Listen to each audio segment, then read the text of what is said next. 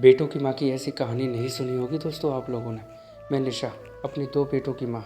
मैं अपने दोनों बेटों को बहुत प्यार करती हूँ, पर कभी कभी लगता है जैसे 2 बेटों को जन्म दे के मैंने कोई गुनाह कर दिया होगा। वो कोई ज़माना जब बेटों की माँ को सर आँखों पर बिठाया जाता होगा। अब तो हर जगह बेटियों का बोलबाला है। ना आप ये मत सोचिए कि मुझे बेटियाँ पसंद नहीं, बल्कि मुझे तो बेटियाँ बेटों के समान ही अच्छी लगती हैं। पर हर जगह बेटों की माँ होने का ताना सुन सुनकर परेशान हो गई हूँ मैं। क्या आप नहीं मानते कि बेटों की माँ को भी ताने मिलते हैं?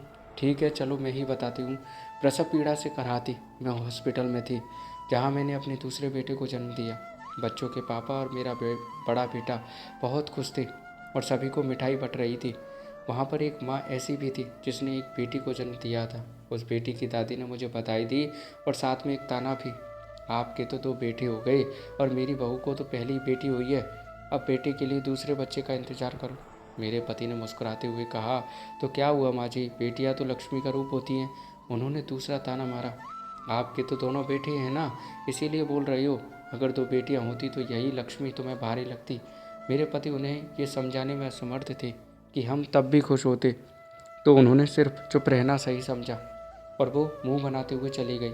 मेरे ससुराल का परिवार गांव में था, तो अगर वहाँ पर कभी कोई बात हुई जो हर नॉर्मल परिवार में होती है, जैसे कोई लेन देन या कोई प्रॉपर्टी की बात, तो हमेशा यही बोल के चुप करा दिया जाता, तुम्हें तो कोई चिंता नहीं है, तुम्हारे तो 2 बेटे हैं, ना बेटी का रिश्ता ढूंढना है ना ही दहेज देना है, बस लेना ही लेना है। इसीलिए हमें ससुर जी की प्रॉपर्टी का एक हिस्सा ही मिला, बाकी के 3 हिस्से को तो देवरों में बराबर बांट दिया, क्योंकि उन दोनों को एक बेटी थी। अब बताइए, जिसके बेटे होते हैं क्या उन्हें पैसों की ज़रूरत नहीं होती? आखिर हमें भी तो उनका भविष्य बनाना होता है। कोई भी त्योहार हो, राखी, भाई दूज, इन सब पर लड़कों की तरफ से लड़कियों को गिफ्ट देना ज़रूरी है। अगर किसी कारणवश नहीं दे पाए तो हमें कंजूस, घमंडी जैसे उपलब्धियों से, उपाधियों से नवाज दिया जाता है।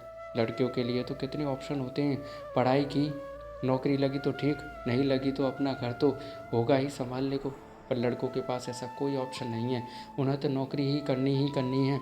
इसीलिए मैंने भी अपने बेटों को ऐसी ही शिक्षा दिलाई और मेरे दोनों बेटे अच्छी नौकरी भी कर रहे हैं। दोनों अपनी अपनी नौकरी में व्यस्त हो गए, तो एक किसी न किसी के द्वारा ये बताई सुनाई जाती है। अब आप तो बिल्कुल अकेली रह गई।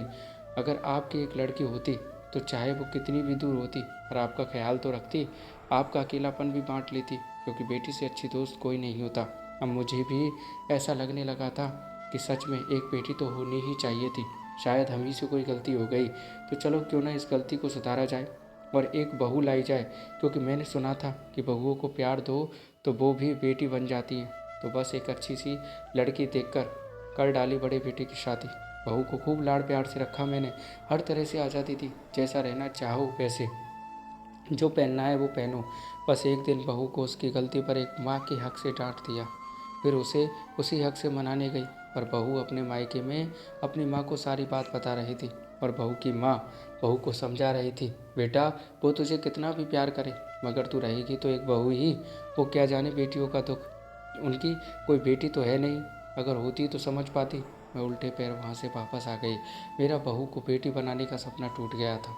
यहाँ पर भी मुझे बेटों की माँ होने का ताना मिल गया। मैं दुनिया की नज़रों में एक ऐसी माँ जिसे कोई परेशानी नहीं, क्योंकि मेरे तो 2 बेटे हैं, मगर सबके तानों से परेशान यही सोचती हूँ कि बेटियों को आगे लाने में कहीं हम बेटों के साथ गलत तो नहीं कर रहे, क्योंकि ज़्यादातर कानून भी बेटियों की हिफाजत के लिए बनाए जाते हैं। अगर बेटों के साथ कुछ गलत हो तो शायद ही कोई कानून होगा जो उनकी रक्षा करे। हमें बेटियों को आगे लाना है, पर बेटों को पीछे धकेल कर नहीं, बल्कि बराबर पर लाकर, ताकि दोनों के साथ समानता रहे। तो दोस्तों, आपको क्या लगता है इस बारे में, अपनी राय दीजिएगा दोस्तों, और कहानी कैसी लगी ये कमेंट में बताइएगा, और ऐसी प्यारी प्यारी कहानी सुनते रहने के लिए चैनल को सब्सक्राइब कर लीजिएगा। थैंक यू दोस्तों।